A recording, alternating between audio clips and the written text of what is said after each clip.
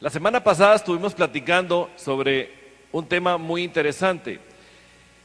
¿Se recuerdan que platicamos cómo el engaño, la mentira, nos maneja en cuanto a que aún siendo hijos de Dios, aún siendo cristianos, el concepto de ganarme la salvación o conservar la salvación por lo que hago, por las obras que realizo, se vuelve de alguna manera un engaño, una mentira y nos tiene atrapados en esa prisión?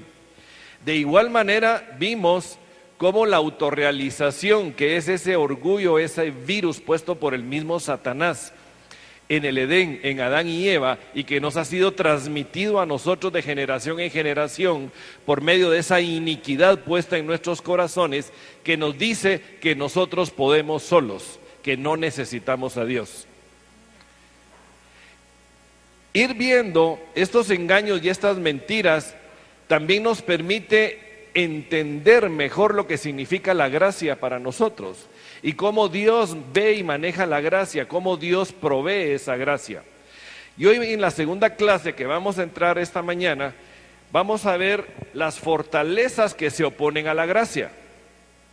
Descubriendo estas fortalezas nos va a nosotros a identificar, a esclarecer aún mejor y más qué es la gracia para nuestras vidas. No nos olvidemos, y consideramos que todos lo sabemos, pero vale la pena recalcarlo, que gracia es un don gratuito, es de gratis, gratuito, es un don dado por Dios, nos lo ha sido dado a nosotros de manera gratuita, de Él proviene, de Él emana y nos es dado a nosotros. Y vamos a entrar en más detalle de ello más adelante. Se les han entregado unas hojas para que vayan llenando espacios en blanco. Al final, si tienen dificultades de algún espacio que no pudieron completar, no se preocupen, vienen conmigo, yo se los digo. Bien, vamos a ver un punto, la vida cristiana fundada en el desempeño, una de las fortalezas que cualquiera de nosotros puede estar viviendo el día de hoy. Esta fortaleza procede del virus maligno del orgullo pecaminoso. Veámoslo, es un virus. Y el virus fue puesto por Satanás en el Edén.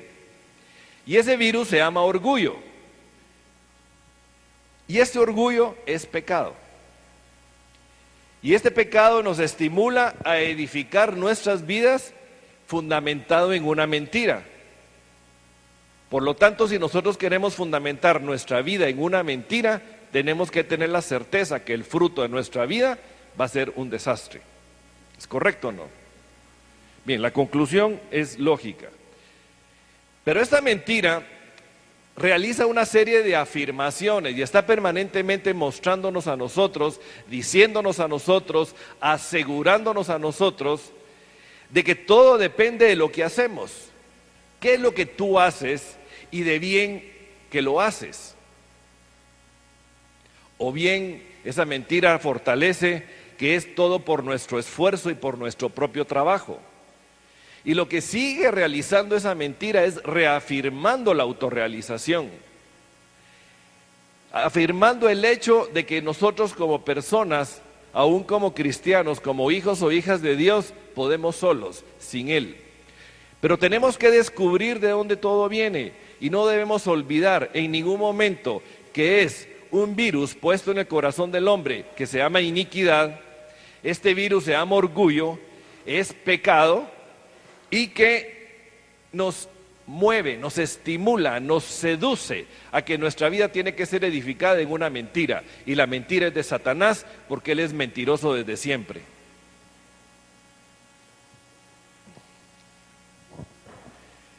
También nos seduce a decirnos que gozaremos de la aceptación y el amor si y solo si podemos ganarlos. Determina de que nosotros tenemos que realizar mérito para ganarnos aceptación y amor. Si podemos alcanzar éxito o bien podemos llegar a tener algún tipo de posición social, es sí y solo sí si hacemos los méritos necesarios para merecerlos. Y esa mentira nos está influenciando de manera directa y de manera sutil, pero permanentemente tenemos un bombardeo. Y ese bombardeo viene a nosotros por concepto y el sistema del mundo en el que vivimos. Y no nos olvidemos que el concepto de mundo y sistema de mundo en el que nosotros vivimos es un mundo gobernado y dominado por Satanás. Y lo que persigue es la destrucción de todo hombre y mujer en este planeta, pero especialmente apartar a los hijos de Dios del propósito que Dios tiene para nosotros. Apartarnos de vivir de esa vida de gracia que Dios quiere proveernos. Y meternos aún como hijos de Dios en un engaño, en una mentira, en una autorrealización, en exaltar el yo, exaltar el yo puedo, en exaltar de que yo me lo he merecido, que yo me lo he ganado y que yo tengo derecho a obtener lo que he recibido aún como hijo de Dios. Engaño y mentira. Y tenemos que tener mucho cuidado con ello. Este orgullo, este virus que ya vimos, ya enfaticé en él, se extiende en todos los aspectos de la vida, especialmente en las relaciones significativas. Y es en esas relaciones significativas, esas relaciones importantes, donde ese virus trata de ejercer su mayor influencia, con el objeto de apartarnos del propósito que Dios quiere para nosotros y tiene para nosotros en base a cada una de estas relaciones. Por ejemplo, vamos a ver la relación con Dios y vamos a ver específicamente lo que es el aspecto de la salvación. Este orgullo lo que nos dice es que la salvación la debo ganar, me la debo merecer y la debo guardar por medio de una serie de actividad, de hechos, de obras y que la debo mantener. Si yo realizo toda esa serie de actividades, lo que me dicen que debo hacer, lo que me dicen que no debo hacer y los conceptos que se me transmiten o aquellos que yo tengo en mi mente y que quiero manejarme con ellos, va a depender si Dios me ama o no me ama. Y la verdad es que Dios me ama con mérito propio, sin mérito propio. Amén. Dios nos ama. Y no porque hayamos hecho mérito alguno. Pero tenemos que identificar estos engaños y estas mentiras porque van a impedir que nosotros podamos tener esa libertad que Dios quiere. Más aún, como el Señor en su misericordia y en su gracia nos mostró de que realmente nosotros no podemos amar a Dios. Y que no podemos amar a Dios por encima de todas las cosas si antes nosotros no somos el objeto del amor de Él. Si antes nos colocamos y nos ponemos en la posición de necesitados de su amor. Si antes no reconocemos de que yo no puedo dar nada de lo que no tengo. Es ahí donde realmente vamos encontrando de que el plan y el propósito de Dios para nuestras vidas, esas mentiras y esos engaños que han venido a nosotros, nos han apartado de vivir esa vida de gracia y libertad que Dios tiene para nosotros. También sé en esas relaciones y la relación con nosotros mismos,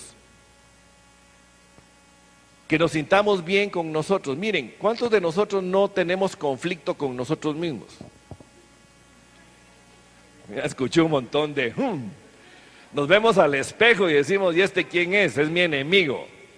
Me desagrado, no me gusta lo que veo, no me gusta la forma como reacciono. Hay un conflicto entre lo que Dios dice y lo que yo pienso, lo que yo creo y cómo me miro. ¿A quién le pasa eso? A mí me ha pasado. Y hay un problema, porque el problema lo que está haciendo es que el orgullo nos está mostrando a nosotros de que nosotros no calificamos. Está fundamentado en una mentira de que yo realmente no soy agradable ni a Dios ni a los que me rodean, y menos me siento agradable yo mismo. No porque yo tenga nada en mí mismo que resulte agradable, sino lo único agradable que hay en mí es la gracia de Dios puesta en mí. Y es el cambio de mentalidad, de enfoque, de concepto que nosotros necesitamos darle. O este engaño también nos maneja en nuestras relaciones hacia otras personas, que les agrademos. Miren, esto es una de las trampas más grandes que puede una persona vivir, especialmente un cristiano, un hijo de Dios. Estamos supeditados a buscar la aprobación y la aceptación de los demás. Y vivimos un tipo de esclavitud. Aun cuando Dios nos ha hecho libres, vivimos un tipo de esclavitud en donde el concepto de los demás que tienen de mí determina la forma como yo necesito o debo comportarme. Porque el concepto de los demás va a determinar esa manera buscando la aprobación de los demás o bien la aceptación. Que me digan, hoy sí hiciste las cosas como yo te dije que las hicieras, por lo tanto recibes aprobación. O bueno, tú eres uno de los nuestros porque ya demostraste con tus hechos y tus acciones que tú puedes estar con nosotros, por lo tanto ven y eres aceptado dentro de mi círculo, dentro de mi grupo, porque te comportaste y actuaste como nosotros queríamos que lo hicieras.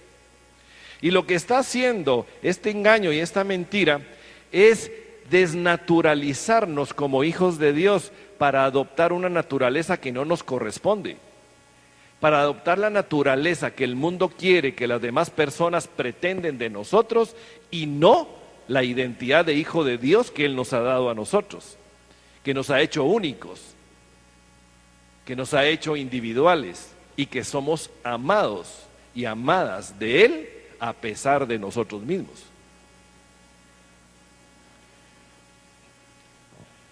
O con la sociedad, ¿cómo afecta las relaciones con la sociedad? Y con la sociedad nos engaña y nos tira la mentira de que de frente a la sociedad yo tengo que demostrar que soy una persona de éxito y que he alcanzado una posición social para que los demás me consideren que he tenido éxito. ¿En base a qué parámetros? En base a los parámetros que la sociedad impone. ¿Y esos parámetros cuáles pueden ser? Yo alcanzo éxito de frente a la sociedad, sí y solo sí me gradué en la universidad. Por lo tanto, alcanzo yo ante la sociedad un nivel de calificación que me permite ser aceptado por la sociedad. Pero si yo no tengo un grado académico en la universidad, entonces la sociedad me rechaza. O soy aceptado por la sociedad si demuestro, en el caso de las mujeres, que soy una mujer o es una mujer que tiene esposo, que tiene una familia y que su familia la tiene viviendo en una buena casa y proveyéndole todo lo que la familia necesita. O que los hijos están en el colegio de moda que debe estar en este momento porque ese colegio, de acuerdo a la sociedad, alcanza un nivel de estatus y por ello mis hijos alcanzan aceptación y yo también. O el tipo de empresa o trabajo que yo realizo. Resulta que si yo soy una persona de éxito ante la sociedad es porque tengo una empresa, porque la empresa es exitosa, porque manejo el carro del año, porque tengo una buena casa, porque viajo 2 veces al año y me voy una vez con mi familia de vacaciones fuera. Esos son los conceptos equivocados y erróneos que nos está trasladando la sociedad y en base a ese orgullo y en base a esas mentiras. Pero verdaderamente el concepto de éxito que la sociedad tiene es un concepto de éxito de carácter mundano. El concepto de éxito de la sociedad está fundamentado en el éxito del mundo. Y el éxito del mundo es conforme a la mentalidad de Satanás, no es el éxito conforme a Dios. El éxito conforme a nuestro Padre va a depender de que si nosotros tenemos una relación estrecha con Él, que si nuestro oído está abierto y atento a lo que Él dice y nuestro corazón es lo suficientemente dócil y obediente para hacer lo que Él me dice que haga. Porque si yo hago lo que Él me dice que yo haga, entonces voy a ser alguien de éxito. Pero ¿de frente a quién? De frente a mi Padre, aquel que lo ha dado todo por mí y no a la sociedad. Porque yo no ando buscando o no debiera andar buscando la aprobación de los demás ni la búsqueda de aceptación de los demás, sino que tengo que tener claro en mí que soy amado y que soy aceptado por aquel que lo ha dado todo por mí y por ti. Amén. Por lo tanto, este engaño nos lleva a esta conclusión, que todo lo importante de la vida depende de si podemos desempeñarnos perfecta o casi perfectamente. Esa orgullosa confianza en sí mismo es lo opuesto a la gracia. Ese exceso de confianza en mis habilidades, en mis cualidades, en lo que yo puedo realizar, en los dones, aptitudes y talentos que yo tengo. Al final de cuentas, debemos reconocer nosotros que todo lo que tenemos es por don divino, es por una gracia divina dada por Dios a nosotros. Porque aún la vida, aún las habilidades, las aptitudes, las cualidades, los dones, los talentos que tenemos, ¿quién nos los dio? Él. Por lo tanto, no nos podemos atribuir que algo es nuestro, porque ninguno de nosotros tuvo la capacidad de crear en nosotros mismos esos dones, esas aptitudes y esos talentos. Pero sí tenemos la responsabilidad de cuidarlos, y sí tenemos la responsabilidad de hacerlos funcionar, y sí tenemos la responsabilidad de hacerlos producir y hacer más de ellos.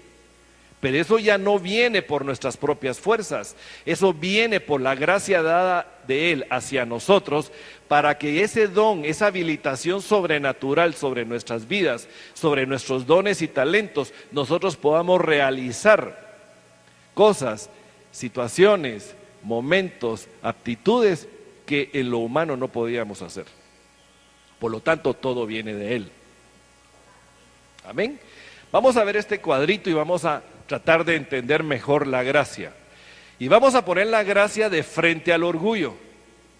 Y las ponemos una frente a la otra para que realmente se manifiesten cada una de ellas bajo la luz de la palabra. Por ejemplo, gracia. Gracia es un favor inmerecido. ¿De quién proviene ese favor inmerecido? De Dios, de nuestro Padre. ¿A quién viene? A nosotros.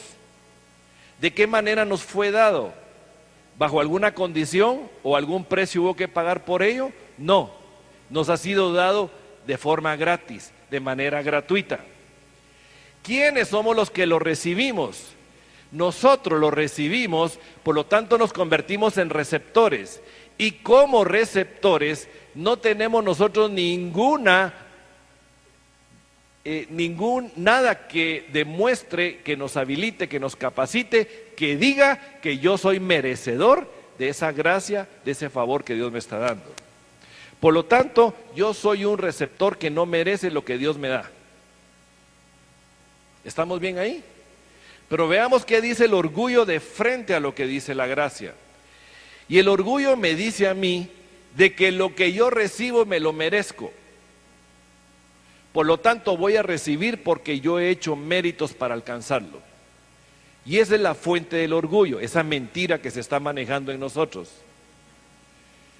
Y todo lo que yo recibo, ya entiendo y comprendo que trae implícita una condición. Y esa condición es que algo tengo que dar a cambio. El orgullo me dice que yo no puedo recibir nada de gratis. El orgullo me obliga, me empuja, me arrincona a que todo lo que recibo debo pagar por ello. ¿Lo hemos sentido a veces? Miren, ejemplos muy sencillos. ¿Quiénes de ustedes en un momento determinado alguien les ha regalado algo así porque sí? A todos. ¿Y quiénes hemos respondido de alguna manera? Ay, qué pena, no me lo des, que me da mucha pena recibirlo? ¿Qué es lo que está funcionando en nosotros ahí cuando respondemos de esa manera? El orgullo. El orgullo no me permite recibir algo porque el mismo orgullo me está diciendo, me está dando algo, pero por dentro pienso, ¿qué querrá a cambio? ¿O qué me va a pedir después? Y no tengo de qué forma corresponderle. ¿Y será que tengo que ir a comprar algo para pagar lo que me dio? ¿Nos ha sucedido eso?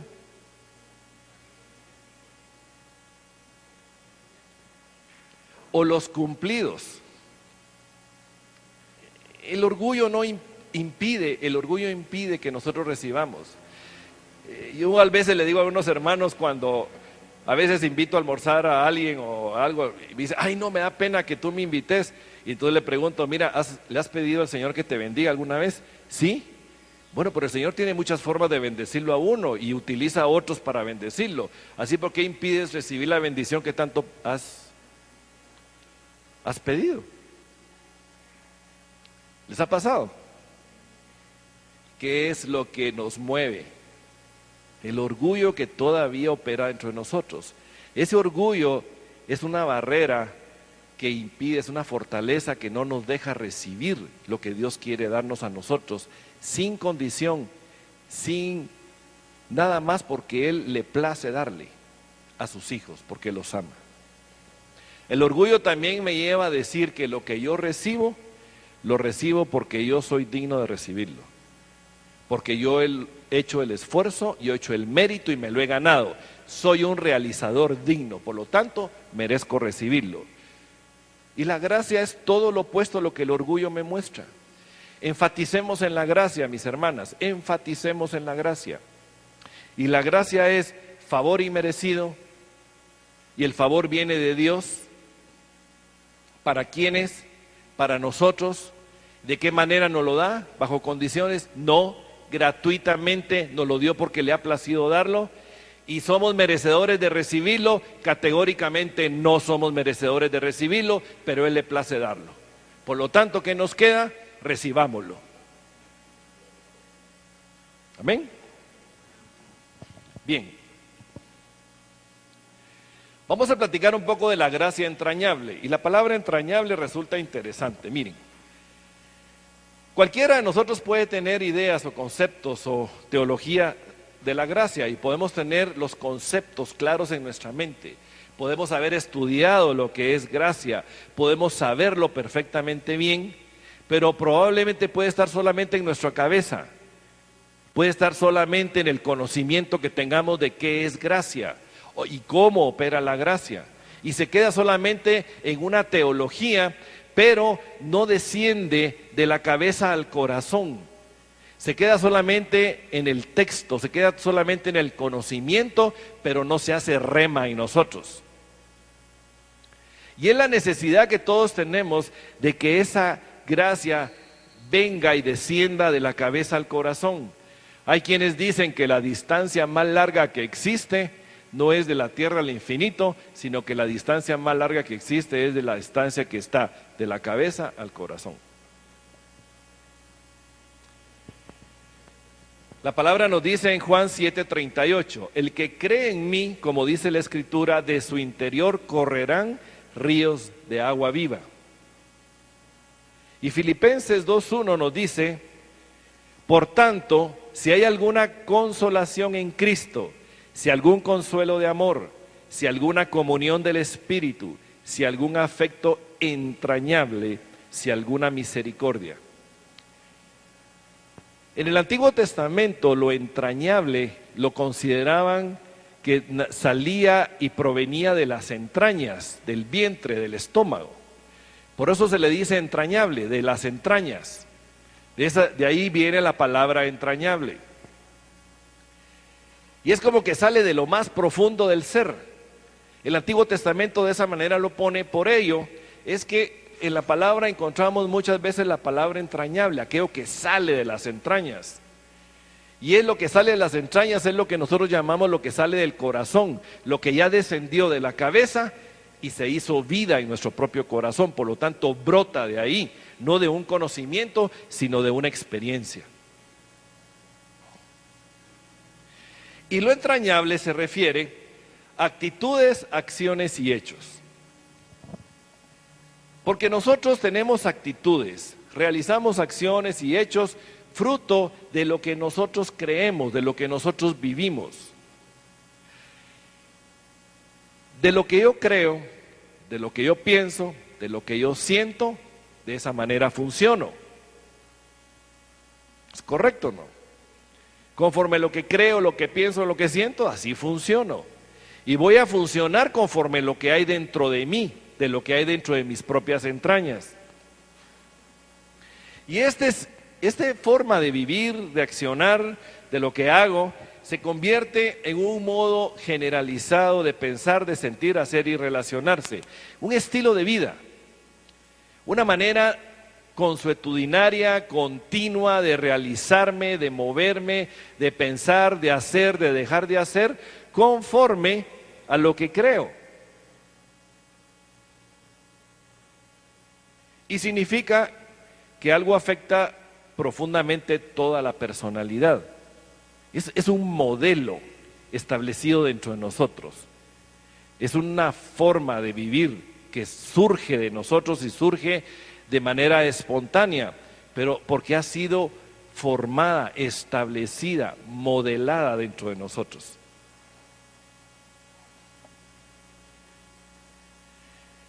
Y repito, muchos tenemos esa doctrina bíblica sana de la gracia, creemos en ella, porque ese es otro detalle sumamente importante, no solo la conocemos, sino que también creemos en ella, pero no la vivimos. Y hay una enorme diferencia entre creer y vivir, porque el creer sigue quedándose dentro del ámbito de la mente, sigue quedándose dentro del ámbito de nuestro sistema de creencias, pero no se convierte, no se transforma en un accionar, en unas actitudes, no se transforma en un modelo de vida. Simple y sencillamente se queda como una creencia nada más. Por lo tanto, existe la enorme necesidad en nosotros de que esa comprensión mental que tenemos de la gracia, el conocimiento que tenemos de ella, todo ese fundamento teológico y bíblico de la gracia, debe romper la barrera que en nuestra mente impide que descienda del conocimiento y se convierta en vida. Hay una enorme necesidad en nosotros de que esa teología, ese conocimiento, esos conceptos fundamentados en la verdad de la palabra, de la gracia misma, puedan descender y se conviertan en vida en nosotros. Y para que ello se dé, se requiere también de la gracia de Dios. Porque ni siquiera nosotros mismos somos capaces de hacer que lo que sabemos se convierta en vida. Y eso es algo que lo tenemos que tener sumamente claro. Es imposible para nosotros hacer que se convierta en verdad. Por lo tanto, el pecado es la fuente de toda esta corriente venenosa. Y eso lo tenemos que tener muy claro. El pecado es la fuente, la que inspira esa mentira, y esa mentira nos lleva a vivir bajo un modelo, un estilo de vida que no es conforme a la gracia que Dios quiere darnos. Y el problema real, ¿cuál es? Son las fortalezas profundas que se oponen a la gracia. Esas fortalezas pueden incluir, o vamos a ver, la palabra, 2 Corintios 10, 4, 5. Por favor, anoten estas citas que están saliendo aquí. La palabra de Dios dice en 2 Corintios 10, del 4 al 5, porque las armas de nuestra milicia no son carnales, sino poderosas en Dios para la destrucción de fortalezas, derribando argumentos y toda altivez que se levanta contra el conocimiento de Dios y llevando cautivo todo pensamiento a la obediencia de Cristo. No nos olvidemos que todas estas fortalezas han sido puestas en nosotros fruto del virus pecaminoso del orgullo fundamentado en una mentira. Y esas fortalezas no son ni más ni menos que creencias que las hemos aceptado como verdaderas. Creencias que no tienen fundamento de verdad, pero que las hemos aceptado como verdaderas. Son, dice la palabra, argumentos, y también habla de altivez y habla de conocimiento. Y esas fortalezas operan a nivel del alma, y operan a nivel de nuestra mente, operan a nivel de nuestra voluntad y operan a nivel de nuestras emociones. Y operan en diferentes niveles de profundidad. Operan esas fortalezas en el nivel de nuestro consciente, de nuestro subconsciente, y aún operan a través de nuestro inconsciente. Y son fortalezas puestas por mentiras que están operando y están estableciendo de nosotros un modelo de vida fundamentado en el orgullo, en la autorrealización, en el virus maligno de la mentira, que lo único que persigue es que Satanás obre y opere detrás de cada una de esas fortalezas, lanzando dardos, engaños, mentiras, para que nuestra vida no se convierta en una vida recipiendaria de la gracia de Dios para vivir conforme el modelo que Dios quiere para nosotros. Por lo cual necesitamos identificar esas fortalezas. Y necesitamos no solo la gracia, sino el poder de Dios para que esas fortalezas sean derribadas en nuestras vidas. Amén. ¿Cómo funcionan? Como ideas. Ideas que operan en el nivel consciente de la personalidad. Ideas que influyen en nuestros sentimientos, ideas que modelan nuestros hábitos, nuestras actitudes y reacciones. Y conforme la idea que yo tengo, la creo, y conforme lo que creo, yo vivo, funciono. ¿Y cómo funciono? ¿Qué es lo que hago? ¿Qué es lo que pienso? ¿Qué es lo que siento? ¿Qué es lo que dejo de hacer? ¿Me estoy explicando? O bien, en el pasado pudimos haber tenido experiencias negativas, frustrantes, dolorosas, y estas experiencias pueden establecer o pueden formar en nosotros predisposiciones y presuposiciones, las cuales son condicionadas por esos recuerdos y esos patrones de esas experiencias del pasado, las cuales muchas de ellas son de carácter negativo. Entonces, cuando algo va a pasar conforme a una idea que yo tengo, no tengo un ejemplo en este momento, pero pienso de que conforme lo que pasó en el pasado, así se va a repetir el día de hoy. Ya es una presuposición que así va a ser. Y de hecho me lleva a una predisposición a esperar de que se va a realizar de esa manera. ¿Qué ejemplo pudiera ponerles? Ejemplo, un divorcio. Como mi mamá y mi abuelita y mi bisabuela se divorciaron y es una experiencia traumática del pasado, predispongo mi vida y presupongo que yo también me voy a divorciar.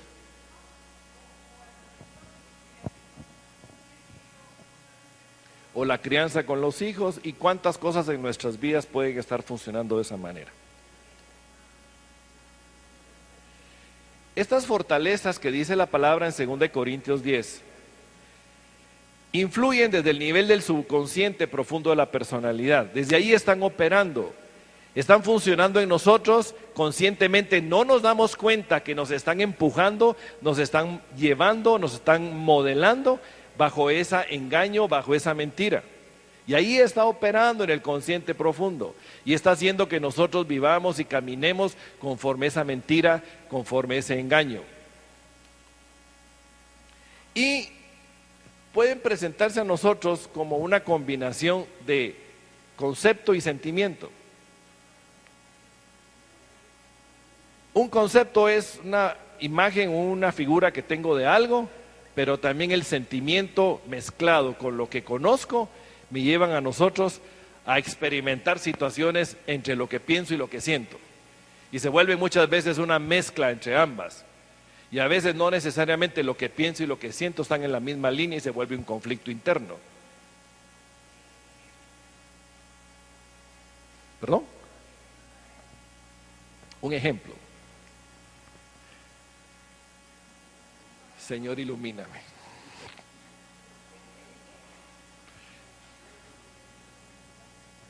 Ok. Un ejemplo, bien. Yo creo. ¿Perdón? La moda.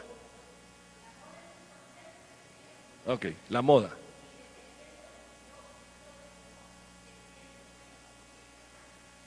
La moda puede influenciar dentro de un concepto y un sentimiento. Gracias, Carol. ¿Correcto? Si yo no estoy a la moda conforme el patrón de moda establecido por el mundo, ejemplo, las personas que deben ser de talla, ¿qué? 0, doble 0 máximo. Y si no estoy dentro de esa talla, que es un concepto, entonces empiezan en mí en sentir un sentimiento, y ese sentimiento lo que me lleva a mí es al autorrechazo. No me siento aceptado, no me siento amado, no me siento que quepo dentro de la sociedad, porque la sociedad ya estableció un parámetro.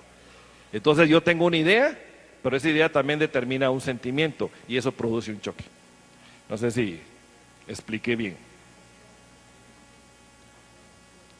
Bien, todas estas fortalezas, todos estos engaños, todas estas mentiras necesitan la penetración del Evangelio.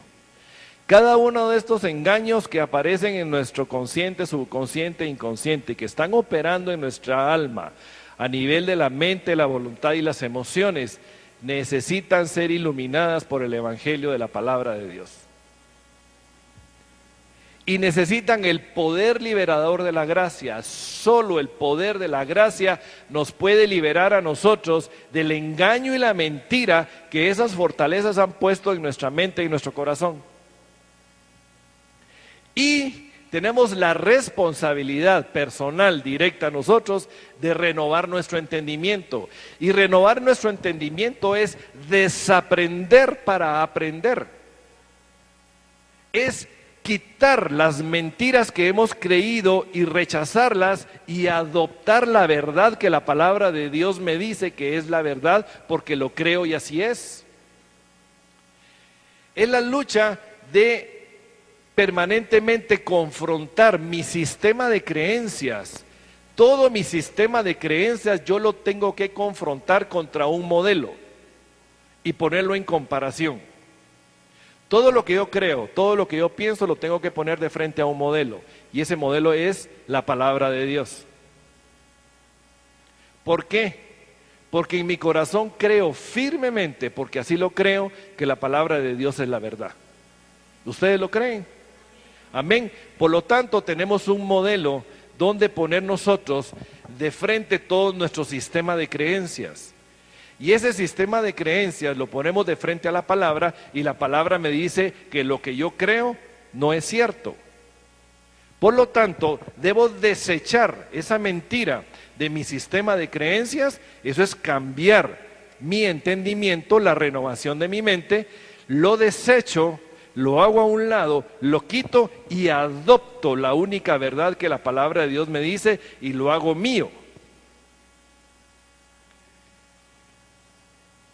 Dice la palabra en 2 Corintios 4:4, en los cuales el Dios de este siglo cegó el entendimiento de los incrédulos, para que no les resplandezca la luz del Evangelio de la gloria de Cristo, el cual es la imagen de Dios. Y cuando les decía que necesita la penetración del Evangelio, es precisamente la luz, la gloria de Dios mismo penetrando en nuestro sistema de creencias. Y Romanos 12:2, Hebreos, la palabra de Dios es como espada de doble filo, amén, que penetra hasta lo más profundo del ser y divide el alma del espíritu. Bien, Romanos 12:2 nos dice: no os conforméis a este siglo, sino transformaos por medio de la renovación de vuestro entendimiento, para que comprobéis cuál sea la buena voluntad de Dios, agradable y perfecta.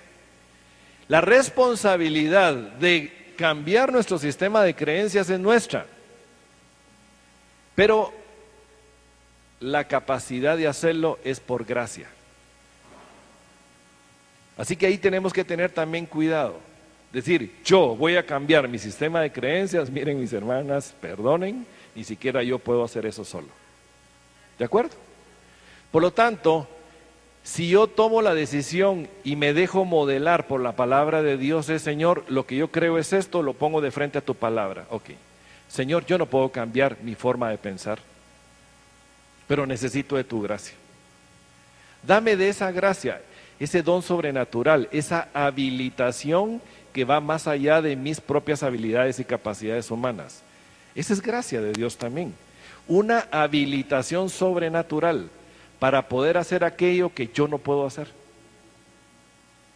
Entonces cambiar mi entendimiento también viene por gracia de Dios, pero porque yo quiero hacerlo. Pero reconozco que no puedo. ¿Estamos bien? Bien. Pero también hay barreras, y barreras de carácter cultural que se interponen a esa gracia. Y vamos a ver algunas de ellas. Estas barreras culturales afectan el concepto que nosotros podemos tener de la gracia y pueden crear en nosotros imágenes distorsionadas de Dios. La cultura puede hacer que nosotros tengamos una imagen de Dios que no corresponde a la verdadera y a la real. Y estas barreras culturales necesitamos nosotros identificarlas. Pueden venir a nosotros por medio de las experiencias y relaciones de la vida familiar. Nuestra casa se convierte en un lugar donde somos modelados y moldeados.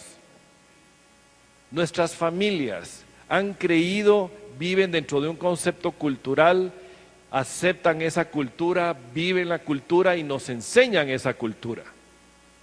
¿Es correcto o no? Y a veces adquieren patrones que son inherentes a familias en particular, que tal vez nada que ver, pero así son porque son, y son trasladados de generación en generación, y eso se convierte en algo cultural. Me recuerdo que una vez en un seminario que asistimos dieron un ejemplo de algo de ello, por ahí. Y decía que había una familia que se reunía a comer y se juntaron todos y trajeron un lomito para hornear el lomito, pero el lomito lo cortaron por mitad y lo metían al horno. Y entonces a alguien se le ocurrió preguntar, mire, ¿y usted por qué corta el lomito a la mitad? Y casualmente en esa cena habían 4 generaciones reunidas. Y entonces la cuarta generación, que era una patoja que hizo la cena, dijo, pues mire, yo no sé porque yo aprendí así de mi mamá me lo enseñó. Y casualmente estaba la mamá ahí, con la mamá, mira mamá, ¿y tú por qué lo hacías así? Pues yo no sé, le dice, yo lo aprendí de mi mamá también porque así me lo enseñó. Y resulta que estaba la abuelita de la patoja que hizo el lomito, pero coincidentemente estaba la bisabuela también. Y la abuela dijo, pues a mí mi mamá me enseñó, y van con la bisabuela y le dicen, mire, ¿y usted por qué lo hacía así? Pues fíjate, mija, te voy a contar, en mi tiempo los hornos eran así de chiquititos y los lomitos no cabían, entonces para que cupiera un lomito había que cortarlo a la mitad y se metía uno paralelo al otro y ahí los cocinábamos. Este es un ejemplo de cómo puede afectar un concepto y una cultura una familia. Y se va trasladando de familia a familia y se establece una creencia, una forma de actuar, una forma de vivir, una forma de hacer, y no saben ni por qué. ¿Me explico? La cosmovisión en la cual vivimos, la manera de ver la vida y la realidad. Una cosmovisión es una forma de ver la vida y ver la realidad. ¿Se recuerdan ustedes que en inmersión bíblica estudiamos las cosmovisiones principales? La teísta, la animista y la secularista. Y conforme la cosmovisión en donde nosotros vivimos, es la forma como nosotros vemos la vida, como vemos la realidad, porque está influenciada por la cultura establecida por esa cosmovisión en particular. Y de ella depende mucho las creencias que nosotros recibimos por medio del ambiente cultural y de esa misma cosmovisión, o de las suposiciones y los valores que casi todos consideran una realidad porque simplemente ahí están, porque la cosmovisión los ha establecido dentro de la cultura y simple y sencillamente están presentes dentro de la cultura. Y por estar presentes se aceptan como buenos y como válidos, porque siempre han estado ahí. De esas situaciones culturales ni se habla, ni se discuten, ni se comentan, no se ponen en duda. A veces ni nos damos cuenta de que existen, sino que simplemente están ahí. Ahí están. La cultura ahí está funcionando y nadie la cuestiona. Y esa es una cosmovisión y es una barrera cultural a la vida del creyente, a la vida del cristiano, que impide vivir la vida de gracia que Dios quiere que vivamos. Y necesitamos identificarlas, porque las cosmovisiones afectan la vida del Hijo de Dios. Afecta en cuanto a lo que cree y cómo vive lo que cree. Para tener más claro lo que es la cosmovisión, es como una lente a través de la cual la gente ve la vida. Es como un lente, y ahí lo estoy viendo. La imagen que ese lente me presenta es la forma como yo tengo el concepto de lo que es la vida. Esa es la cosmovisión. Por lo tanto, la cosmovisión y la cultura es una barrera que se interponen a la gracia de Dios. Obviamente, estas barreras, estas fortalezas, estas culturas van a diferir dependiendo del país, dependiendo del continente, dependiendo la cosmovisión que influya o que esté operando en ese país, en esa cultura, en esa raza, en ese continente. Va a variar. Nosotros necesitamos identificar la nuestra. Y la nuestra, no me dejarán ustedes mentir, que tenemos una fuerte influencia del mundo occidental. Estamos hablando aquí nosotros en Guatemala. Nosotros tenemos una fuerte influencia del sistema de pensar americano. Tenemos una fuerte influencia que nos viene a nosotros de muchas maneras, por medio de la moda, por medio de la cultura, por medio del idioma, por medio de películas, por medio de la música, por medio del espectáculo, por medio de la cultura, la educación, las universidades, todo. ¿Es correcto o no? Un estilo de vida influenciado fuertemente por la cosmovisión específicamente americana. Pero llamémosle occidental, porque nosotros aquí en Guatemala tenemos la influencia de la cosmovisión occidental. Entonces vamos a enfocarnos en ella. ¿De acuerdo? Bien, entre las tres barreras, tres elementos culturales que son barreras a la gracia, vamos a ver uno de ellos, la confianza en sí mismo. La confianza en sí mismo es contraria a la gracia. El exceso de confianza en mí, en lo que yo puedo, en lo que yo sé, en lo que yo tengo, es totalmente opuesto a la gracia. Porque la gracia está fundada en la confianza en Dios y en la dependencia de Él. Eso es la gracia. Confianza en Dios y dependencia de Él. No confianza en mí, porque yo no soy Dios. Por lo tanto, el exceso de confianza en mí mismo o poner la confianza solamente en lo que yo soy, lo que yo puedo, lo que yo tengo, es totalmente opuesto a depender de aquel que lo ha dado todo por mí.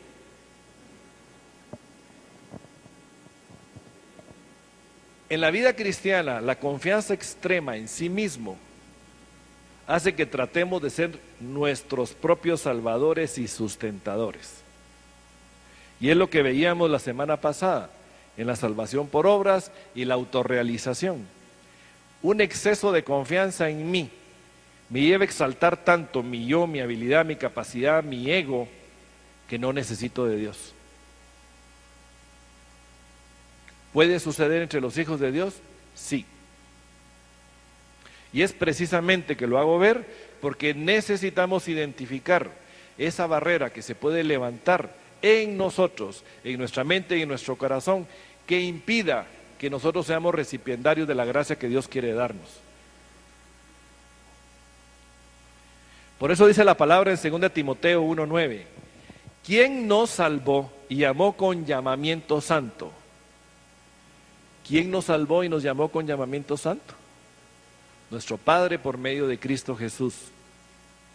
No conforme a nuestras obras, sino según el propósito suyo y la gracia que nos fue dada en Cristo Jesús antes de los tiempos de los siglos. Cuando la palabra de Dios reafirma esa verdad que necesitamos identificar y vernos de frente a ella, nos está haciendo énfasis claro y preciso de que mi confianza no puede estar puesta en mí mismo, por la sencilla razón de que la palabra también dice que mi corazón es perverso y engañoso. Jeremías 17:9. Y Jeremías 17:5 también dice que maldito aquel que pone su confianza en el hombre. Y yo soy hombre y soy carne y tengo carne, es correcto. Y si yo pongo exceso de confianza en mí mismo, lo que estoy haciendo de mí es caer bajo maldición.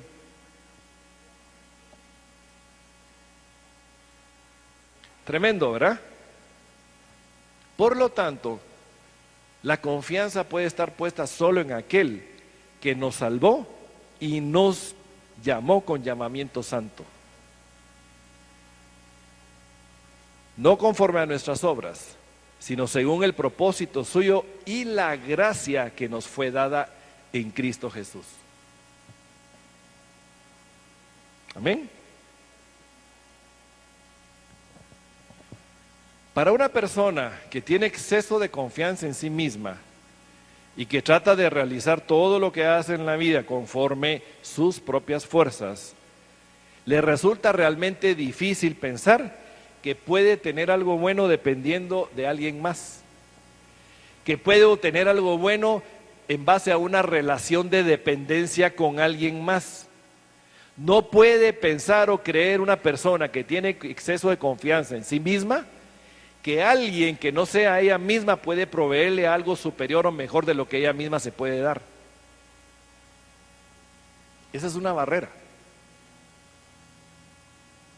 Y la palabra nos dice en 2 Corintios 3:5, no que seamos competentes por nosotros mismos.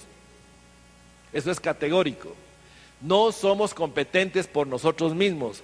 Por lo tanto, por nosotros mismos no tenemos nada que podamos aportar de bueno por nosotros mismos.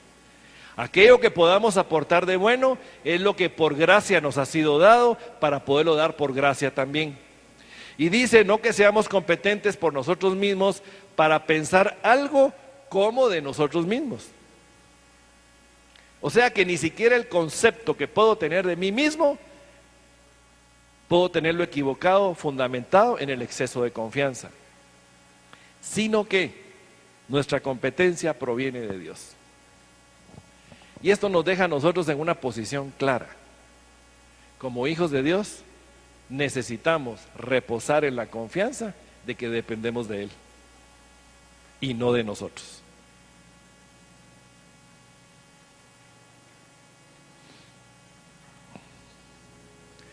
Otra de las barreras es el individualismo.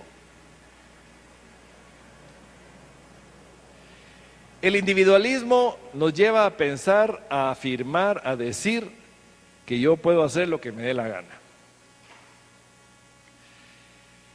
Aquí entre nos les voy a contar un dicho que yo tenía de patojo hace poco tiempo. Yo de patojo decía, mi gusto y mi gana, ni mi tata ni mi nana. Hasta en verso me salía. ¿Verdad? Mi gusto y mi gana, ni mi tata ni mi nana. Lo que me estaba yo manifestando, sin darme cuenta tal vez, era que yo estaba manifestando un individualismo en mí. Yo, y hago yo lo que yo quiero yo y lo que me da la gana, cuando quiero, como quiero y donde quiero.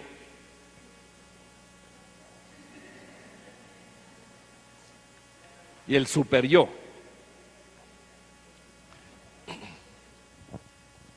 Bien, ¿qué es lo que cómo opera el individualismo en nosotros?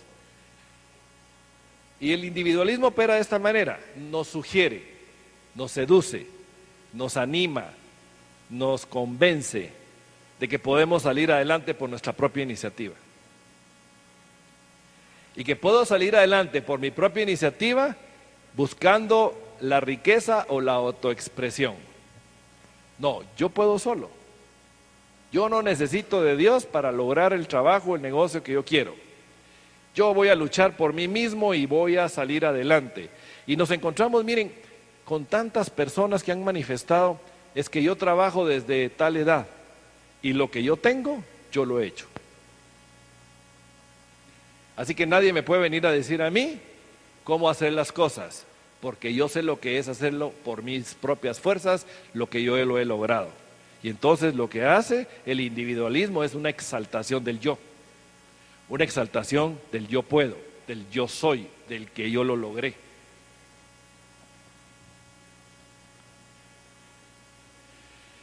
O cuando nos metemos en el servicio, y muchas personas consideran participar dentro de la congregación o la religión o la iglesia donde se involucre como un lugar, como una avenida más para el descubrimiento y la realización de sí mismos antes de recibir gracia. Son aquellos hijos de Dios que los vemos activistas, que los vemos involucrados en todo, que tratan de alcanzar puestos superiores dentro del orden jerárquico, dentro de la congregación donde se desenvuelven, donde participan, considerando que porque ya tienen un puesto de diácono, o de servidor, o de coordinador, o de encargado de coinonía, el simple hecho de tener ya una responsabilidad ya le da cierto estatus, ya le da una categoría superior a la de los demás. Y no hay nada más opuesto a la palabra de Dios, porque la palabra de Dios lo que nos dice es que si alguien quiere hacer algo, que se haga menos y que sirva. Entonces, el activismo lo que lleva a la persona o nos puede llevar a nosotros, ojo, esto es para nosotros, lo que nos puede llevar es a caer en el engaño de una realización, autorrealización, hacerlo yo solo, pero apartado totalmente de lo que hago, de recibir la gracia de Dios para hacerlo. Y ahí encontramos dos tipos de cristianos, el cristiano impulsado y el cristiano llamado. Y el cristiano impulsado es aquel que va, hace y decide hacer, y hagamos esto y hagamos lo otro, vamos a realizar esta actividad, vamos a realizar lo otro, y ya cuando toma la decisión, lo prepara, se encamina, empieza a desarrollarlo, entonces, Señor, ahí me ayudas en lo que acabo de decidir. Y esos son los llamados, los impulsados. Y estamos permanentemente haciendo las cosas a nuestra manera porque yo pienso, porque yo lo creo y así lo vamos a hacer. Pero el llamado es el Hijo de Dios que reposa en la gracia, que reposa en una relación íntima y estrecha con el Padre, que está su oído y su corazón atento a lo que el Padre dice, y que cuando el Padre dice, hija, hijo, ve y haz esto, va y lo hace. Y va y lo hace porque la gracia de Dios, la habilitación sobrenatural le acompaña. Y todo lo que haga es para la honra y la gloria de Él. En contrario con el llamado, el impulsado trata de buscar gloria para sí mismo. El impulsado trata de que los demás lo vean, que los demás lo reconozcan, que los demás digan, miren qué hábil, qué capaz, qué bien realizó esto, y probablemente frente a los demás alcance reconocimiento. Pero ante Dios, simplemente lo que sucedió fue que actuó con sus fuerzas y no dejó que la gracia llegara a él o a ella. ¿Me estoy explicando?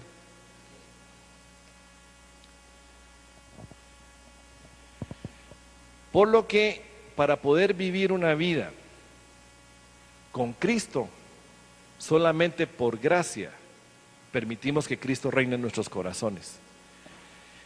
Ni siquiera nosotros hemos sido lo suficientemente hábiles y menos aún capaces, aún para reconocer a Jesucristo como Salvador y Señor.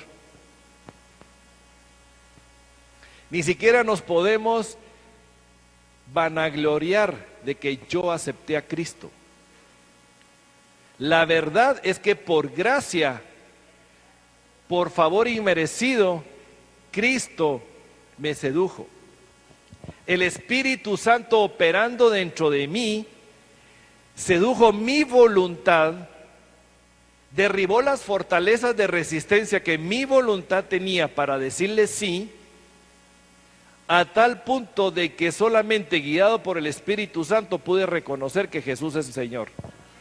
Ni siquiera yo tuve la capacidad por mis propias fuerzas de reconocer a Jesucristo como mi Salvador y Señor. Porque la palabra de Dios dice que nadie puede decir que Jesús es Señor si no es movido por el Espíritu Santo. Amén. Y para creer en Cristo se necesita fe. Y todos hemos recibido una medida de fe. ¿Es correcto? Todos hemos recibido una medida de fe. ¿Quién nos dio la fe? Él. Y nos la dio por gracia, don gratuito. No se la pedimos, Él nos la dio. ¿La merecíamos? No, nos fue dada. El decir que Cristo es mi Señor fue dado por Él, por su amor. Eso sí, mi voluntad estaba siempre presente. Lo que hizo fue seducir mi voluntad. Seducir mi voluntad a tal punto que mi voluntad ya no tenía argumentos, ni barreras, ni fortalezas que impidieran decirle sí a Cristo. Pero la voluntad sigue tomando la decisión del hombre en cuanto a la salvación. Amén. Por lo tanto, cuando ya somos salvos, la salvación me debe llevar a mí a una relación de total dependencia con Cristo. Y la palabra de Dios nos dice en Juan 15:5, yo soy la vid, vosotros los pámpanos. El que permanece en mí y yo en él, este lleva mucho fruto, porque separados de mí nada podéis hacer. El Señor Jesucristo en su palabra nos hace un énfasis claro y categórico. Es categórico, no tiene medios términos ni es opcional, es categórico. Separados de Él, nada podemos hacer. ¿Y qué incluye nada? Todo.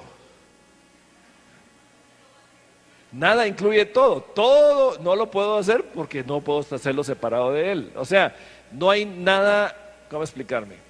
Incluye todo. Todo, nuestra vida, emociones, sentimientos, hechos, actitudes, acciones, habilidades, cualidades, dones, talentos, aptitudes, conocimiento, nada de ello puedo separado de Cristo. Amén.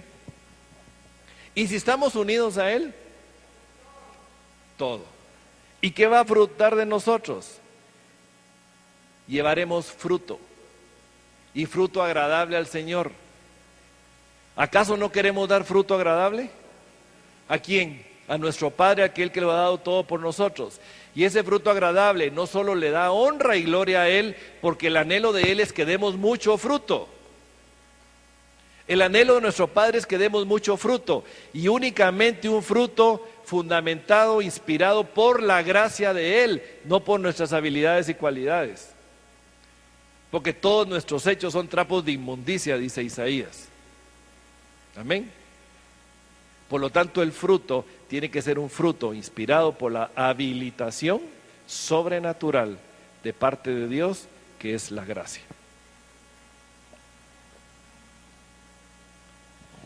Otra de las barreras es el activismo.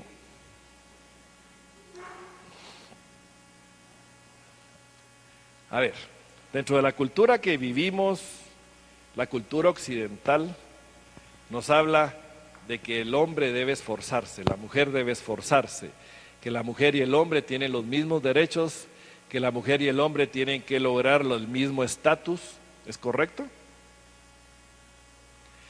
Y nos vende la idea, nos empuja una idea de que todo lo puedo lograr por medio del esfuerzo. Si yo me esfuerzo, yo lo voy a lograr.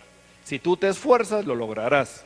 La única barrera que tú tienes es la barrera que tú mismo te impones en tu propia mente, por lo tanto tú no tienes barreras, dice el mundo. ¿Es correcto? Lucha y triunfarás. Y vemos nosotros cómo el activismo se ha metido en el mundo occidental, especialmente en el mundo occidental. Lo vemos en todos los aspectos. Mujeres que dejan su posición de madres y amas de casa y se van a la profesión porque el activismo les llama a que deben realizar un papel similar al del hombre. ¿Es malo hacerlo? No, dependiendo de las circunstancias en las que vivan y las condiciones en las que lo realizan. Pero la autoexaltación, el autodesarrollo, ese es el problema. O vemos las culturas de las empresas hoy en día.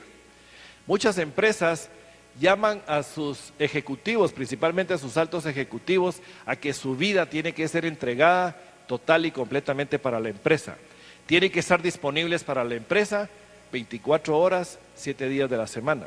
No importa la hora que sea, no importa el momento que sea, tienen que dejar todo lo que tienen que hacer para dedicarse a aquello que según ellos les da un cierto nivel, les va a proporcionar una mejor calidad de vida, va a proporcionarle un éxito, y entonces se sienten autorrealizados. Yo puedo conseguir y yo puedo lograr lo que yo quiera.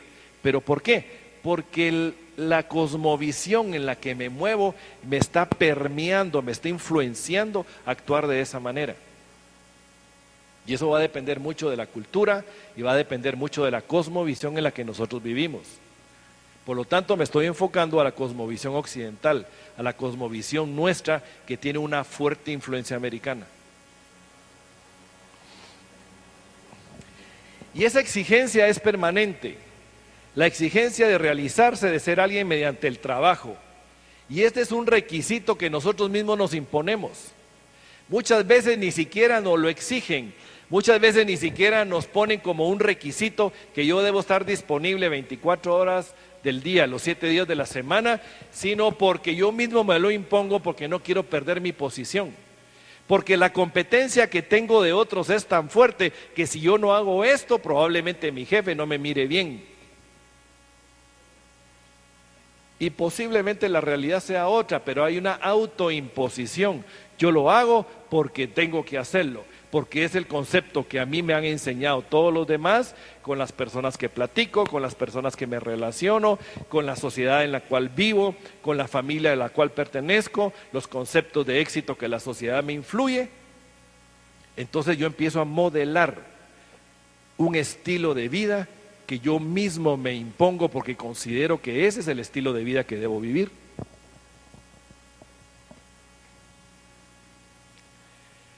La principal exaltación del éxito por medio del activismo se realiza por medio del trabajo. Cuanto más trabajo, mayor realización alcanza.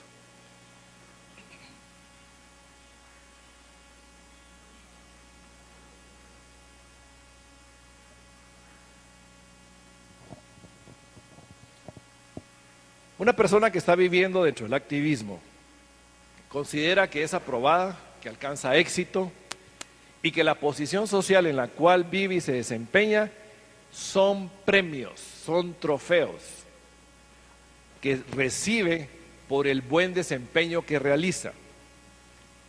Entonces, lo que está recibiendo por medio del éxito, de las bonificaciones en el trabajo, de los ascensos de puesto de trabajo, aumentos de salarios, aumentos de responsabilidades, aumentos de reconocimiento, trofeos como el mejor trabajador o la mejor trabajadora del mes, empiezan a recibirse como medallas que se colocan de frente al yo,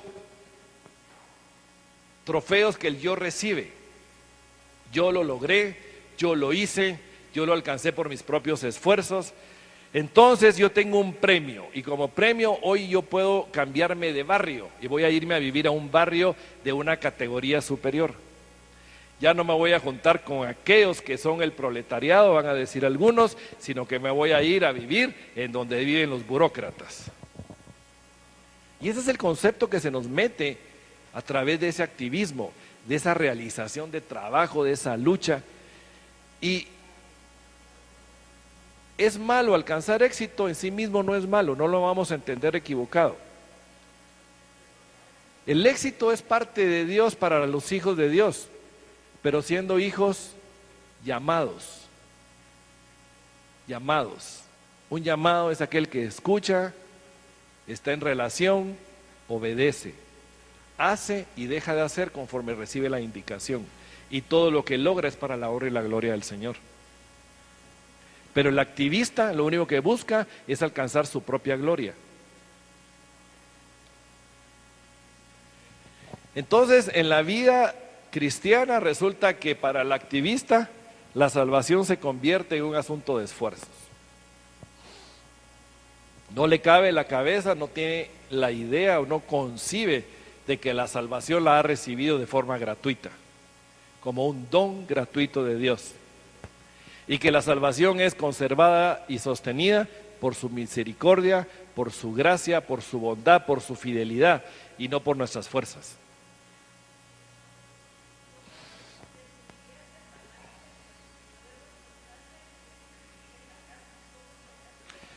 ¿Cómo establecer el balance en lo que yo debo esforzarme y vivir en la gracia? Muy sencillo. La palabra de Dios nos habla de la parábola de los talentos, ¿es correcto? Y dice que el Señor le entregó a uno 5, a uno 3 y a uno 1.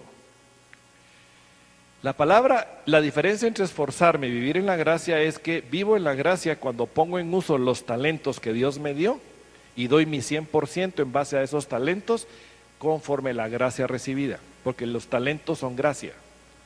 Mis dones, mis aptitudes, mis cualidades las he recibido porque las he recibido como una gracia de Dios, como un favor inmerecido. Mi inteligencia, mi capacidad de trabajo, mi capacidad de hablar, mi capacidad de aprender, mi capacidad de hacer. ¿Es correcto? Pero si yo recibo un talento de parte de Dios y no lo uso, voy a ser llamado siervo infiel. ¿Correcto? Esto es que todo lo que hago, que todo lo que yo realizo, reconozco que me ha sido dado por Él, que nada es mío. Y como me ha sido dado por Él, pongo mi 100%. Mi 100% es, Señor, a tu entera disposición. Heme aquí. Pongo mis 2 peces y 5 panes y entrego todo lo que soy y todo lo que tengo, y tú pondrás todo lo demás. La habilitación sobrenatural es cuando doy mi 100% y todo lo que haga, ojo, todo lo que realice no es para mis trofeos, es para la gloria de Él. Todo lo que yo haga es para la gloria de Él. Entonces, hacer el balance entre vivir en gracia y el hacer va íntimamente ligado, porque la gracia es la habilitación sobrenatural de Dios en nuestras vidas para hacer lo que Él nos llama a hacer, no lo que yo quiero hacer. ¿Me expliqué?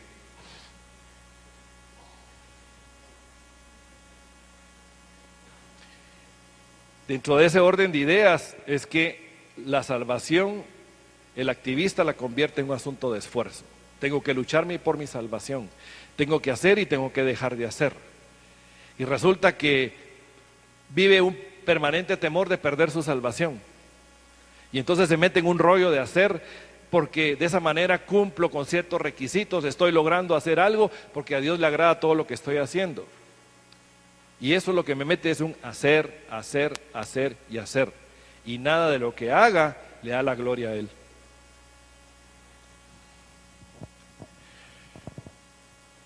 Tenemos que tener claro, mis hermanas, de que la redención es un don de gracia y solamente comprende el recibir antes de lograr. Quiero que quede claro y por eso está subrayado. La gracia viene y comprende que yo he recibido algo antes de que haya logrado hacer algo.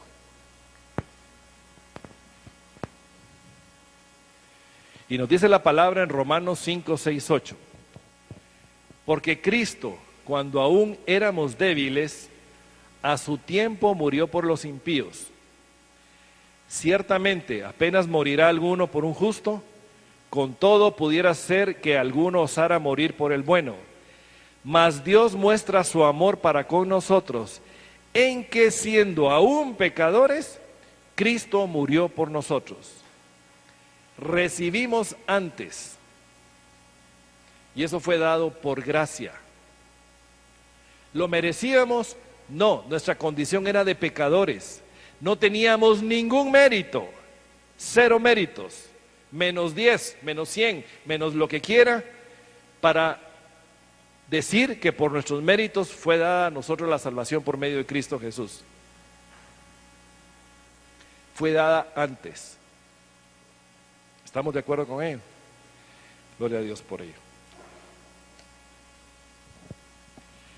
Por lo que ya una vez salvos, por lo que ya una vez siendo recipiendarios inmerecidos de la gracia de Dios, Tiene que surgir de nuestros propios corazones un tipo de respuesta diferente.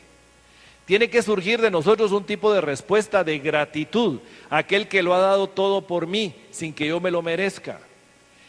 Y entonces, lo que yo haga, nuestras obras, tiene que ser fruto de esa respuesta de amor a Dios. Y son el fruto de la aceptación y no la causa de la aceptación. Y dice la palabra en Santiago 2, 21, 22, ¿no fue justificado por las obras a Abraham nuestro padre cuando ofreció a su hijo Isaac sobre el altar? ¿No ves que la fe actuó juntamente con sus obras y que la fe se perfeccionó por las obras?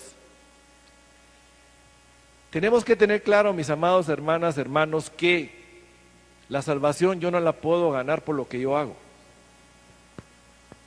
Nada de lo que yo haga va a proveer esa gracia. Imposible. Yo no puedo superar a Dios, no le puedo ganar en nada, en absolutamente nada. Todo me ha sido dado antes de que yo pudiera merecer o recibir algo. Y fue dada aún cuando no tenía la capacidad de recibirla. Y he recibido la gracia por medio de Cristo. Y hoy que he sido llamado y ha sido llamada hija, hijo de Dios, y se nos ha dado nombre, y se nos ha dado identidad, y nuestro nombre está inscrito en el libro de la vida, y se nos ha dado el Espíritu Santo de Dios por gracia, y se nos ha dado esa habilitación sobrenatural para vivir en este mundo caído. Todo lo que yo haga tiene que ser fruto de una respuesta de amor a aquel que lo ha dado todo por mí cuando aún era su enemigo. Entonces, como hija, como hijo de Dios, no me puedo quedar estático. Una vez vivo la identidad que Él me ha dado y empiezo a operar, pero empiezo a operar en una estrecha relación con Él. Vuelvo a insistir en esa estrecha relación. Opero conforme el propósito que Él tiene para la vida de cada uno de nosotros como personas, como madres, como padres, como esposas, como esposos, como hijos, como congregación, como familias.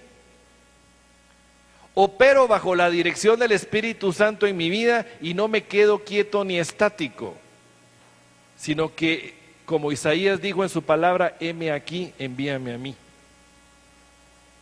Y todo lo que haga va a venir a cultivar la fe. No me negarán ustedes que cuando participamos en los retiros de conversión y vemos el poder de Dios operando en las vidas de las personas que son transformadas en un abrir y cerrar de ojos, ¿no cultiva eso nuestra fe? ¿No reafirma nuestra fe? ¿No hace que nuestra fe se sienta en la certeza, Señor, tú eres fiel, tú eres maravilloso? ¿Y eso es fruto de qué? De que hago lo que Él me ha mandado a hacer, porque Él me acompaña, porque Él me habilita, porque Él me sostiene, porque Él me guía y porque Él me capacita. Y al final de cuentas, todo depende de Él, no depende de mí. Y la honra y la gloria, ¿para quién es? Para Él. Pero ¿dónde salgo edificado yo? En mi fe.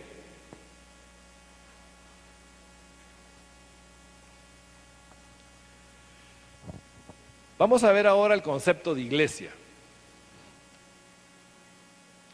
Y el concepto de iglesia lo podemos ver desde dos perspectivas. Una, un organismo perfecto y divino. El organismo perfecto y divino es la iglesia, el cuerpo de Cristo universal e invisible. Y esta está formada por todas las personas en el mundo que creen en Cristo como su verdadero Salvador y Señor.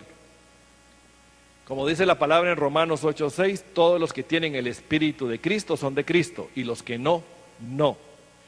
Por lo tanto, todos los que tenemos el Espíritu de Cristo somos de Cristo y formamos ese organismo y ese cuerpo universal invisible. Cristo es la cabeza. Y en Colosenses 1:17 y 18 dice, y Él antes de todas las cosas, y todas las cosas en Él subsisten. Y Él es la cabeza del cuerpo que es la iglesia. Él es el que es el principio, el primogénito de entre los muertos, para que en todo tenga la preeminencia. Este es el concepto de lo que es iglesia universal. La cabeza es Cristo. Es Cristo el que la sostiene, es Él. Pero también está el organismo imperfecto y humano. Y el organismo imperfecto y humano es una organización como esta, nuestra, por ejemplo. Valga esta como un excelente ejemplo, ¿correcto? En la que participa la naturaleza caída de nosotros, las imperfecciones de las estructuras humanas. Y todos los que formamos esta congregación somos fruto y producto de una cultura, de una cosmovisión, ¿es correcto? Y todos venimos y nos congregamos aquí y venimos como fruto de una cultura y una cosmovisión, pero traemos un montón de mañas del pasado, por poner una palabra así tranquila. Un montón de conceptos erróneos, fortalezas, mentiras, engaños, y que necesitamos nosotros ser transformados y renovados por el poder y la gracia de la palabra y del Evangelio de Cristo.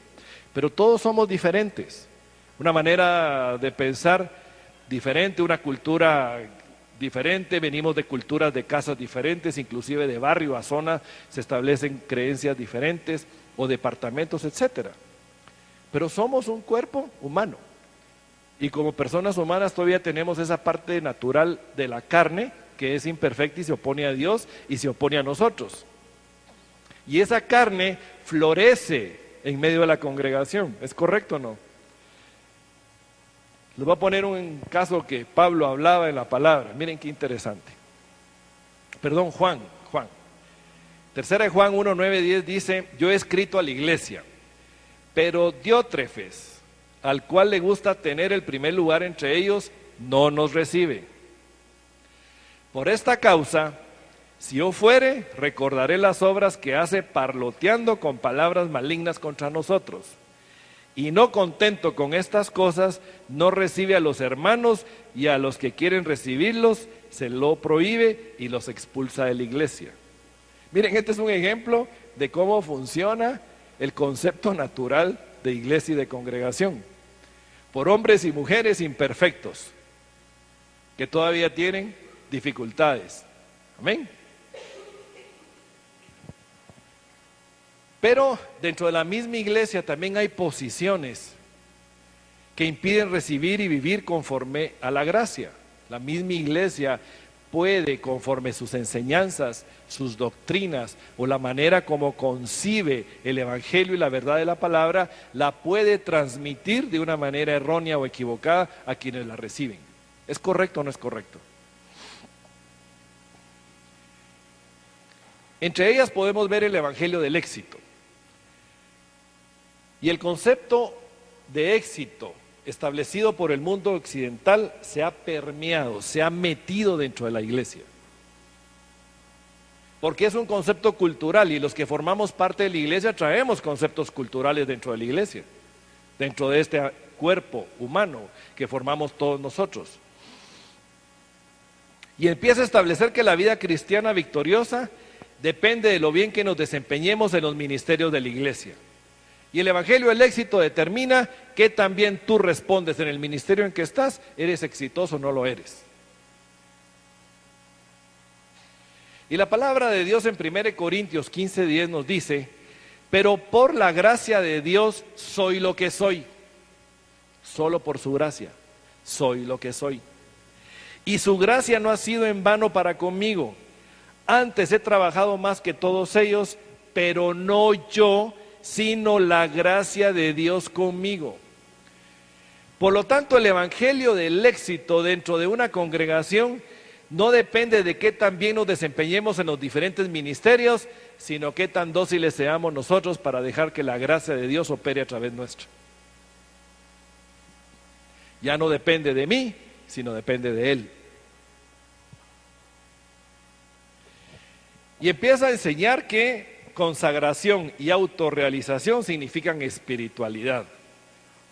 Miren, ese ya es ministro, o ese es ministro auxiliar, o ese ya es diácono, ese sí es espiritual.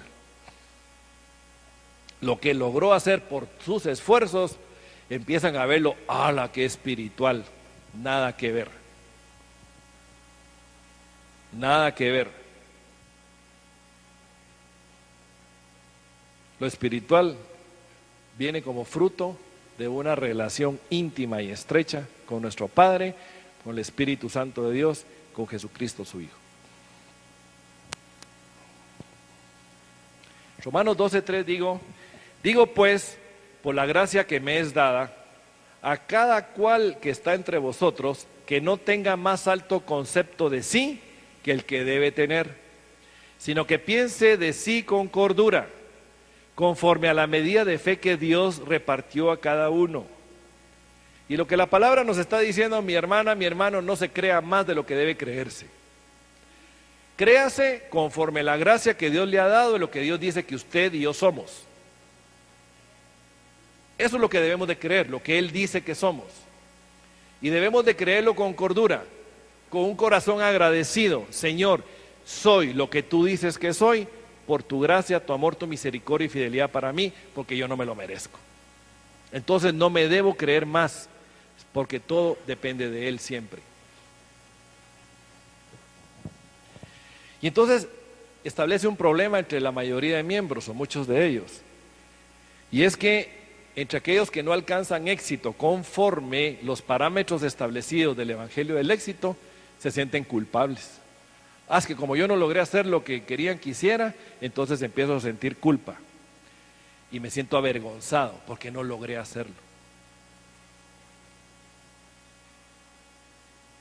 Eso produce cristianos frustrados. El Evangelio del éxito puede crear un grupo enorme de cristianos frustrados. Puede establecer un evangelio de éxito, por ejemplo, usted tiene éxito si usted es una persona que alcanza cierto estatus de dinero, si alcanza cierto estatus de social, si alcanza a tener la capacidad de tener un carro nuevo, y aquel que no lo logra, ¿qué empieza a sentir? Frustración. Y entonces se siente avergonzado porque otros lo alcanzan y como yo no lo alcancé me siento de menos y me apacho.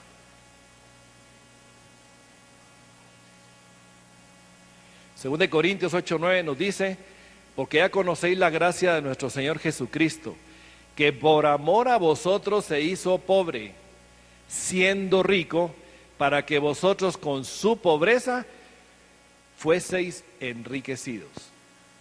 El verdadero éxito está en Cristo Jesús, porque en Cristo Jesús somos enriquecidos y para ello Él se hizo pobre. Amén. Esa verdad tiene que calar en nuestra mente y en nuestro corazón. Hemos sido enriquecidos por Cristo Jesús. ¿Merecidamente? No, por su gracia, porque nos lo quiso dar.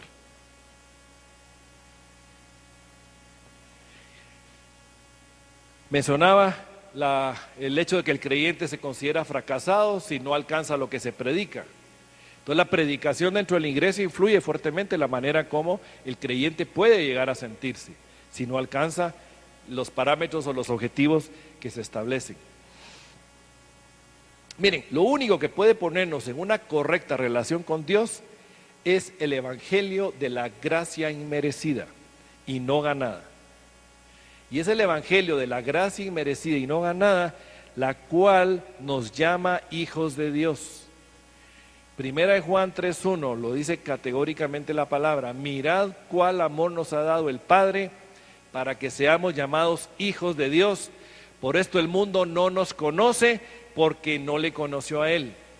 Amor nos ha sido dado para llamarnos y seamos hijos de Dios.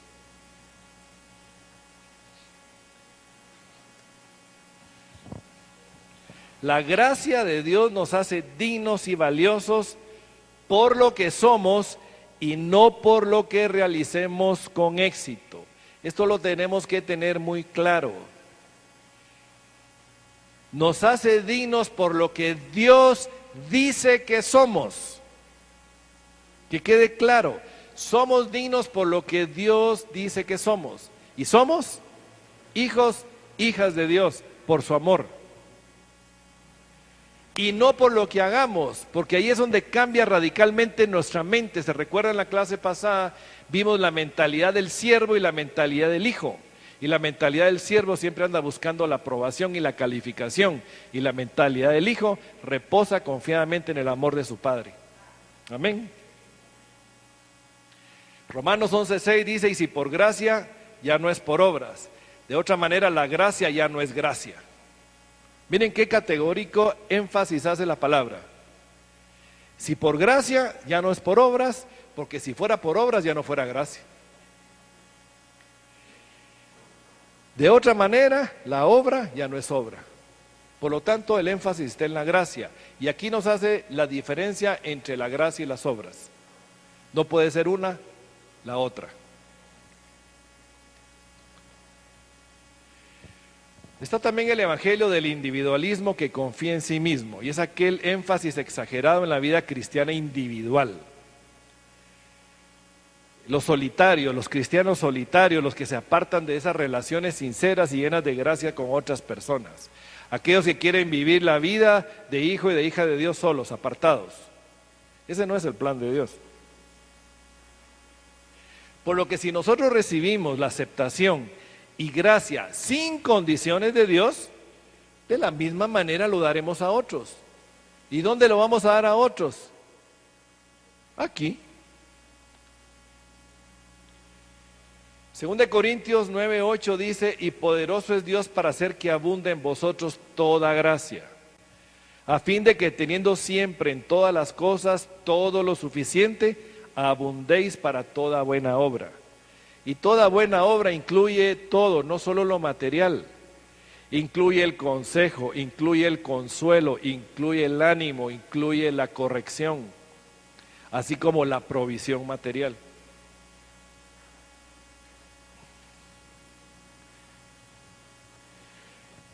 ¿Quién debe proveer y posibilitar ese ambiente donde esto sea posible? La congregación donde estamos. Este es el lugar propicio para ello. Este es el lugar propicio para que la gracia de Dios se manifieste en medio de nosotros y entre nosotros. Si no es aquí, ¿dónde?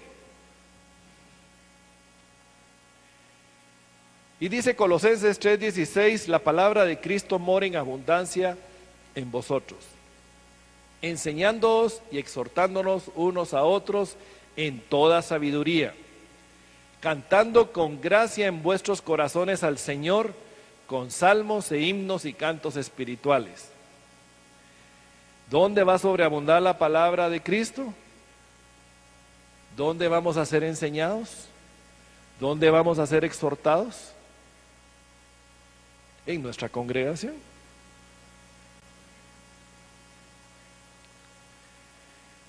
Muchos no se quieren dar a conocer a otra gente. Y aquí hay un verdadero problema y una fortaleza. No se quieren dar a conocer porque no quieren que descubran su pequeñez, su pobreza, su miseria y su necesidad. Y lo que andan tratando es de tener una apariencia, una imagen de espirituales. Y es ahí, de aquellos que no se quieren dar a conocer, miren, por eso les bendigo al Señor. Porque el modelo que el Señor ha dado a esta congregación de Coñonías, el modelo que el Señor ha dado a nuestras vidas de llevar una vida abierta, el modelo que el Señor ha mostrado de que tenemos que ser abiertos con todos y no tenemos que poner imágenes que tenemos que mantener que no nos corresponden. Eso es gracia sobre nosotros para vivir libertad. Si no tenemos la libertad para poder expresar mi pequeñez, mi miseria, mi necesidad de frente a otros, entonces me convierto en un hipócrita espiritual, porque estoy manteniendo una imagen que no me corresponde. Entonces no quiero que me conozcan, porque los que se acercan a mí y conocen mi verdadera realidad se van a dar cuenta de mi miseria y mi pequeñez. Ese es un problema. Entonces, tenemos una mezcla entre lo que es el énfasis del éxito, y entonces como no califico conforme a los estándares que se ponen, me da vergüenza hablar de mis problemas y mis debilidades, porque ¿qué van a pensar de mí? Se están descubriendo, como me descubrió. Y entonces impedimos que la gracia de Dios venga a nosotros. Y no solo evitamos que esas necesidades profundas sean satisfechas, sino que tampoco permitimos que sean descubiertas para recibir lo que necesitamos recibir.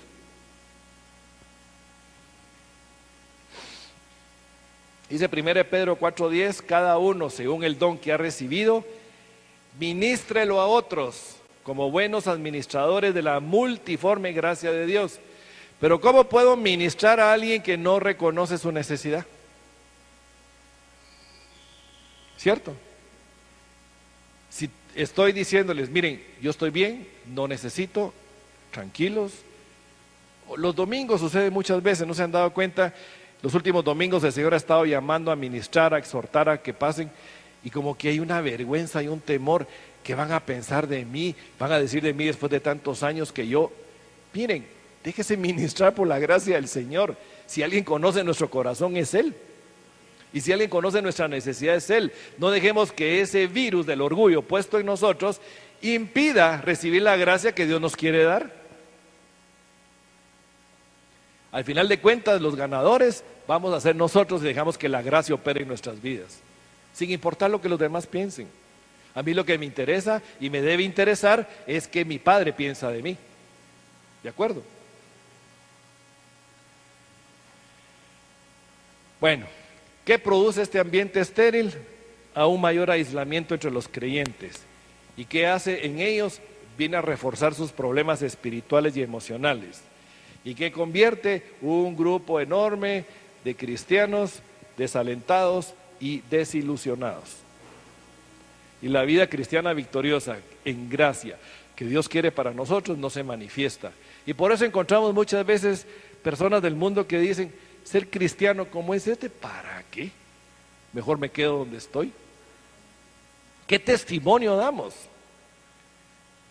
Ahora, ¿qué ha impedido? No olvidemos que es el virus del orgullo pecaminoso el que impide todo esto. Debemos de tenerlo presente, porque ese virus del orgullo pecaminoso está puesto en nuestros corazones dentro de la iniquidad que Satanás puso en el Edén y que solamente puede ser derribada por la cruz y la sangre de Cristo y por gracia de Él, no por nuestras habilidades. Amén. O el evangelio del legalismo, y esto consiste en creer que la salvación se obtiene al guardar mandamientos y reglas. ¡Hala, mis hermanas, miren! ¿Cuánta religión hay que establece mandatos, reglamentos, reglas, cumplimientos, a dejar de hacer y hacer, y se convierte en un legalismo que si hago, logro, si no lo hago, no lo logro, y entonces nos mete dentro de una esclavitud tremenda. Y esta es la falsedad fundamental de todo sistema religioso. Cualquier sistema religioso, mire, no importa dentro de qué cosmovisión se mueva, no nos vamos a referir a ninguno en particular, pero todo concepto religioso determina que debemos hacer el cumplimiento de un montón de mandamientos y reglas, y que debemos de ganarnos el amor de Dios, y que debemos alcanzar la aprobación de Dios, porque tenemos que hacerlo por medio del cumplimiento de ciertas leyes morales. Engaño, y es el engaño religioso. Y cuando a una persona que vive bajo un concepto legalista le llega la verdad de la salvación por gracia mediante la fe, no necesariamente la recibe ni la interpreta como es. No tiene la capacidad de recibirla, porque le parece que es demasiado bueno para recibirla sin hacer nada a cambio, porque está habituado, acostumbrado al cumplimiento de normas y reglas. Y cuando le muestran, mira, es por fe, no es por obras, bástate creer, no tienes que hacer nada, le cuesta aceptar esa verdad. Romanos 5:2 nos dice, por quien también tenemos entrada por la fe a esta gracia en la cual estamos firmes, y nos gloriamos en la esperanza de la gloria de Dios. Entonces, todos aquellos que viven bajo el concepto del evangelio del legalismo, toman el mensaje que reciben y lo filtran, y lo meten dentro de un procesador que se llama cosmovisión, y lo modela conforme a esa cosmovisión religiosa y cultural, y ya lo recibe de manera distorsionada. Es como un lente sucio, que la imagen que se percibe a través de ese lente sucio nos llega distorsionada.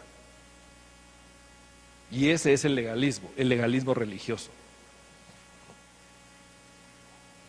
Y empieza a desarrollarse el resultado de un evangelio mezclado entre gracia y obras, amor incondicional y una aceptación fundada en el desempeño. No se está ni en un lado ni en el otro, y lo único que produce una confusión enorme en estas personas a nivel espiritual y a nivel emocional. Y eso es esclavitud y eso es maldición. Bien,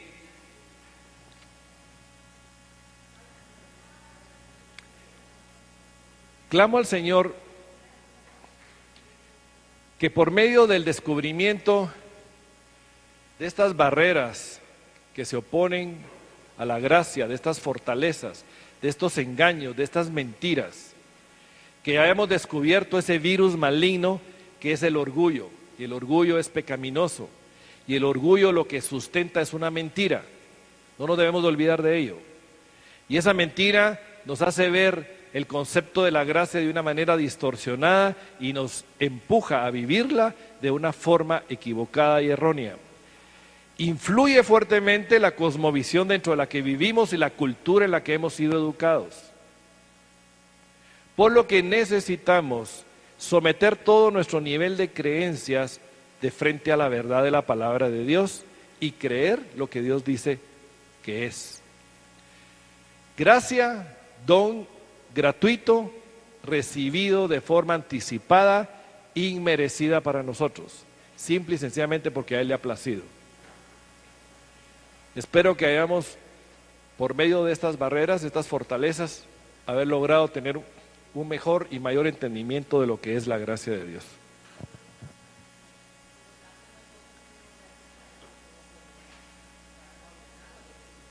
¿Perdón?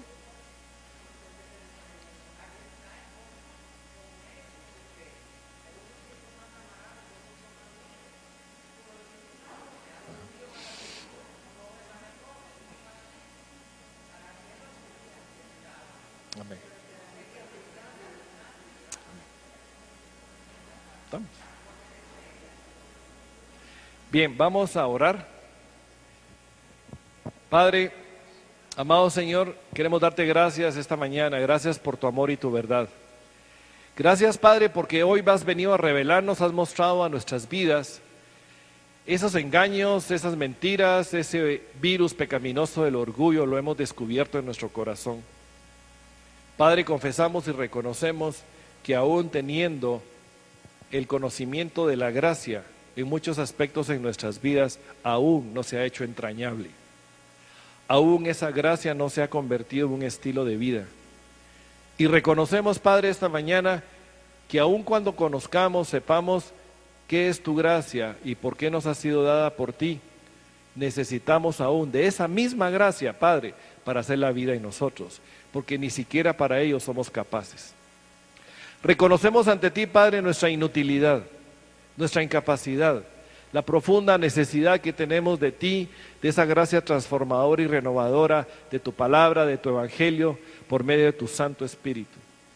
Y quiero clamar, Padre, en el nombre de Jesús, por todas mis hermanas aquí presentes, por mí, Señor, que nos concedas la gracia para recibir de tu gracia, porque ni siquiera ello puedo hacerlo yo solo, Padre. Concédenos la gracia para vivir, concédenos la gracia para manifestar tu verdad en nuestras propias vidas, concédenos la gracia, Padre, para enfrentar nuestras creencias erróneas y sustituirlas por la verdad de tu evangelio y tu palabra. Concédenos la gracia de dar un testimonio fiel y verdadero de un Cristo vivo y resucitado, que lo ha dado todo por mí cuando aún era enemigo de Él. Padre, en el nombre de Jesús, clamo el poder de tu Santo Espíritu, clamo el poder de tu gracia renovadora, restauradora en nuestras vidas, para que nuestras vidas a partir de hoy, de este momento, por tu poder, por tu fidelidad, por tu misericordia, por ti, Señor, por tu amor, por tu santo nombre, podamos ser renovados y transformados. En el nombre de Jesús, te lo clamo y te damos gracias, Padre, por tu amor y tu misericordia. Bendito y bendito sea tu nombre. Y proclamamos, Jesús, que tú eres Rey y que tú eres Señor. Y que tú eres el Señor de nuestras vidas. y que yo no puedo hacer nada sin ti, apartado de ti y separado de ti, que sin ti no puedo dar fruto. No te sueltes de nuestras manos, amado Cristo, no permitas que nuestro pie tropiece. En el nombre de Jesús, gracias, Señor.